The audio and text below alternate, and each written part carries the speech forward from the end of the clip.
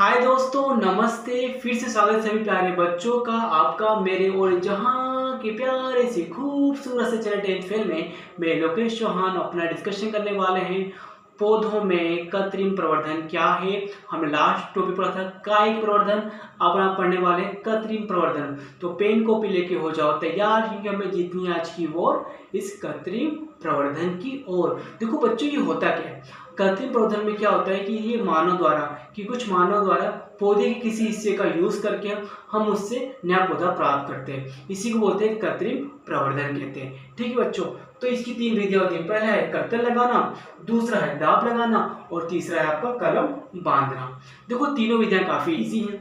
पहला है कर्तन लगाना। तो किसी पौधे के छोटे से भाग, चाहे वो जड़ हो, तना हो, चाहे पत्ती हो, इसको चाकू से काट दिया जाता है और काट के दूसरे कमरे में इसको लगा देते हैं। तो कुछ समय बाद वहां से नई जड़ें विकसित हो जाती है। मतलब हमने यहाँ पर नए पौधे को प्राप्त कर लिया। कांग्रेचुलेशन, हमने नए पौधे को प्राप्त कर लिया। ठीक है, फिर जो अपने नेक्स्ट पॉइंट है दाब लगाना। इस पे अगर प्रेशर लगा रहे हैं, सपोज को ये मेरा हाथ टहनी है, एक पेड़ की टहनी है, तो इस टहनी को क्या किया अपन ने, इस टहनी को खींच के इसको मिट्टी में गाड़ दिया। अब मिट्टी में आप इसको गाड़ दिया हिस्से को, तो ये जो हिस्सा है, ये वाला हिस्सा है, ये मान लो अग्रभाग है। ये भाग है आपका अग्रभाग पौधे का, ये हिस्सा आपका अग्रभाग है और ये इसका मतलब पिछला भाग है। तो इसको मिट्टी में अपन गाड़ देंगे। दिख रहा है ना आपको, मेरा हाथ दिख रहा है, इसको मिट्टी में गाड़ देंगे।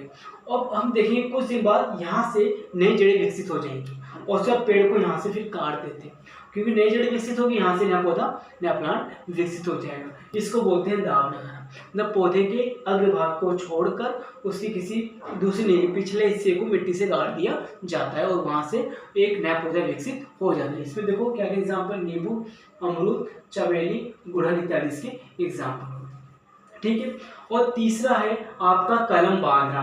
देखो इसमें दो पौधे यूज करते हैं और दोनों पौधों के तने यूज करते हैं।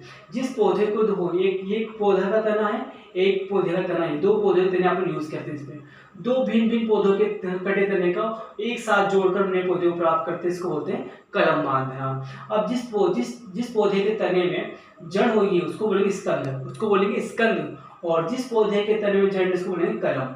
जब दोनों को साथ में रखकर इसे बांध देते हैं तो कुछ समय के बाद अपन देखना कि यहाँ से एक नया प्लांट विकसित हो जाएगा, एक नया पौधा विकसित हो जाएगा। इसमें आपके एग्जाम्पल है सेब, आड़ू और नाशपाती। तो ये चीजें आपको याद रखनी है। मैंने काफी शॉर्ट में इन नोट्स को बना दिए हैं और आपको मैंने समझा दिए, तो आप इनकी प्रैक्टिस कर लेना। और अपना जो इसके कुछ पॉइंट है कि कृत्रिम प्रवर्धन के कुछ लाभ है, वो लाभ समझते हैं क्या है, उन लाभों को अपन लिख लेते हैं। चलो ठीक है, तो इसको पहले आप उतार लीजिए, फिर लाभों में लिखते हैं। चलो उतार लीजिए और आप चलो पास। तब तक वीडियो देखता हूँ कि वीडियो मेरी कहाँ तक पहुँची और अपन कहाँ तक पहुँच चुके हैं। चलो ठीक है, एकदम सही चल रहा है। तो दोस्तों ये है कृत्रिम प्रवर्धन के लाभ। देखो लाभ की बात करते हैं, लाभ तो बहुत सारे हैं यहाँ। तो लाभ देखो फर्स्ट क्या है, इस विधि से प्राप्त पौधे जन पौधे के समान होंगे। याद रखना बच्चों, इस विधि से जो पौधे प्राप्त होंगे वो अपने जनक पौधे के माता पिता के समान ही दिखाई देंगे। दूसरा पॉइंट, इस विधि में हम वर्ष में लगने वाले फल को समय से पहले, अब इसमें जो साल भर से जो फल आ रहा है, फल पकता है पौधों में, हम उस साल भर का वेट ना करके उसको पहले में प्राप्त कर सकते हैं। फायदे ही फायदे हैं बच्चों। ठीक है, तीसरा पॉइंट, इस पे बिना बीज वाले पौधे भी हम प्राप्त कर सकते हैं और एक पौधे से अनेक पौधे भी हम प्राप्त कर सकते हैं और इसमें कम देख रेख की आवश्यकता होती है। तो बच्चों ये पूरा कंप्लीटली कृत्रिम प्रवर्धन। तो इसको आप राइट डाउन कर लो और इसको समझ लो कैसे क्या करना है, कैसे क्या कर रखा है हम लोगों ने। तो ये आपका हो जाएगा कृत्रिम प्रवर्धन। अब जिसके बाद अपना जो नेक्स्ट टॉपिक है वो है आपका उत्तक संवर्धन। तो उसको मैं लिखने वाला हूँ, तो उसको लिखते हैं। चलो ठीक है, वीडियो को ज़्यादा लंबी नहीं करेंगे ताकि आपको डिफिकल्ट हो। ठीक है, तो देखो यहाँ पे आपका उत्तक संवर्धन में देखो क्या होता है। ठीक है, इसमें पौधे के अग्रभाग है ना, इसमें पौधे के अग्रभाग से विलगित उत्तक के माध्यम से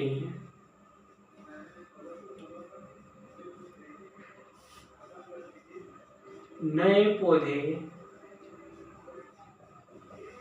प्राप्त किए जाते हैं।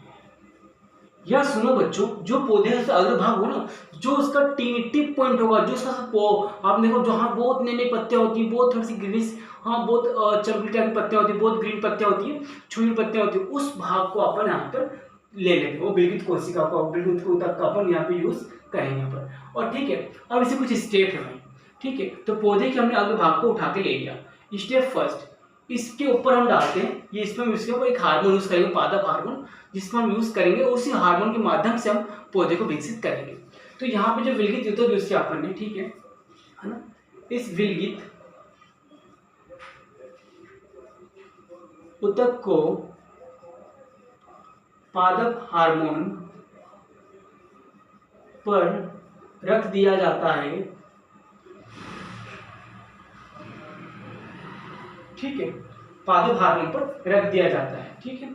और ठीक है, और जिसके कारण, है ना,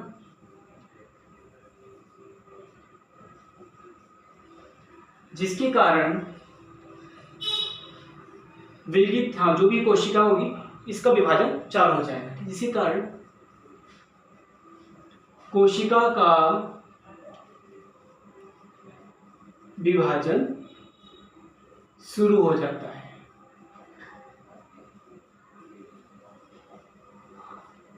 जिसे केलस कहते हैं। तो बच्चों ये कोशिका विभाजन होना ही क्या कहलाता है? केलस कहलाता है। अब इस केलस में वापस हार्मोन डाल रहे हैं, ठीक है, सब इस केलस के ऊपर आप दोबारा अपन डाल रहे हैं पादप हार्मोन, ठीक है। तो यहां से क्या होगा कि ये थोड़ा सा जड़ों में विकसित हो जाएगा, इसमें क्या है, थोड़ी सी जड़ें पैदा हो जाएंगी, ठीक है। ये स्टेप थर्ड। फर्स्ट इस पे अपन वापस पादप हार्मोन डालें सेकंड स्टेप में, फिर यहां से थर्ड स्टेप में यहाँ पे जड़ें विकसित हो जाएंगी। क्या हो जाएंगी? यहां पर जड़ें विकसित हो जाएंगी। फिर दोबारा अपन ने क्या किया, इसमें दोबारा इसमें अपन ने जो अपन ने वापस इसके ऊपर अपन ने एक और हार्मोन डाला, वो हार्मोन वापस डाला अपन ने पादप हार्मोन, ठीक है, ठीक है। तो यहां से क्या होगा कि पौधों में, है ना, एक प्रभो, मतलब एक यहां से इस तरह से, मतलब क्या होता है, इस तरह से प्रभो स्टार्ट हो जाता है, ठीक है। तो यहां से प्ररोहो का विकास होता है,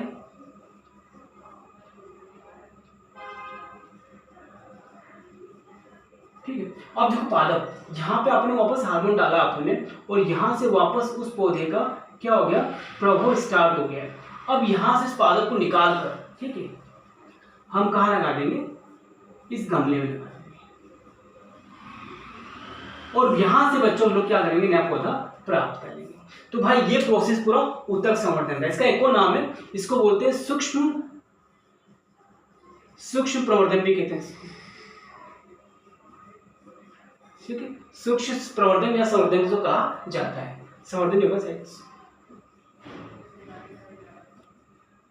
जिसे एक और नाम है, सूक्ष्म संवर्धन को कहा जाता है। देखो पौधे के अग्रभाग को अपने लिया, जो विलगित ऊतक होता है, इस ऊतक के ऊपर आपने हार्मोन डाला, पादप हार्मोन, एक तरह का पोषक हार्मोन होता है, और इससे कारण यहाँ से क्या होता है, जड़ें विकसित होना स्टार्ट होती है, जड़ें यहाँ से निकलना स्टार्ट हो जाती है। फिर इसी हार्मोन पर वापस इसको डाला रखा जाता है, तो उसके बाद यहाँ से पौधों में प्रभो का विकास होना शुरुआत होती है, प्रभो निकलना स्टार्ट होते हैं, और उसके बाद वापस इसमें उसके बाद सब कुछ स्टार्ट हो चुका है, हार्मोन डाला, वापस डाला हार्मोन। अब यहाँ पे जब प्रभो के बाद पौधा विकसित होना चालू हो गया है, तो इस पौधे को अपन यहाँ से इस गमले में लगाकर अन्य पौधे को प्राप्त कर सकते हैं। तो बच्चों ये है आपका ऊतक संवर्धन, ठीक है। क्या बोले आपको, पौधे का अग्रभाग को यूज करेंगे जहाँ पर विलगित ऊतक कोशिकाएं होती हैं, उस पे हार्मोन डालते क्या होगा, कोशिका विभाजन होता है, इसको अपन केलस कहते हैं।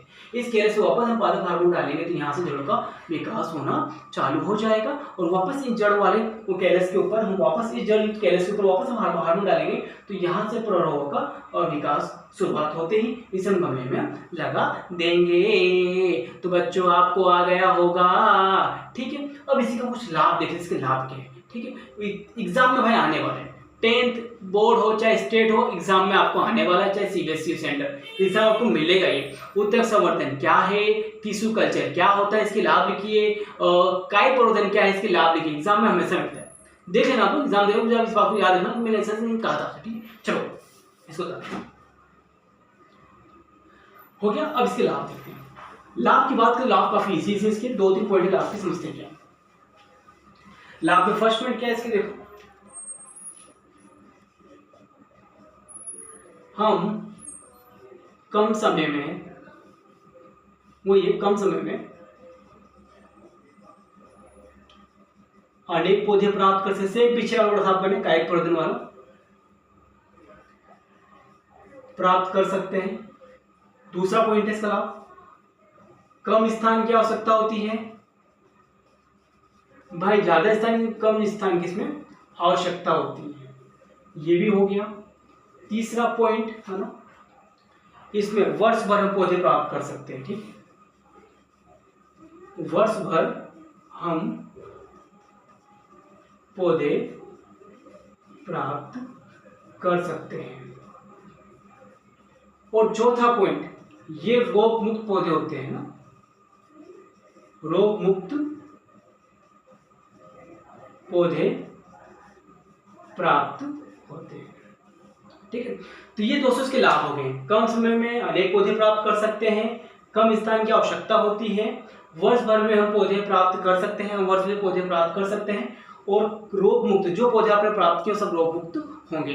तो ये इसके लाभ हो गए, ये आपको लर्न कर लेने सभी के राज, सभी को आपको अपनी जो कॉपी है उसमें, नोटबुक है उसमें आपको लिख लेना है और समझ लेना है। ठीक है, और इसके बाद हम मिलेंगे आपको नेक्स्ट वीडियो में। तब तक के लिए नमस्ते, अपना ध्यान रखना, लोगों को खुशियां बांटना और हमेशा खुश रखना और अपने स्किल्स पे वर्क करना। तब तक के लिए जय हिंद।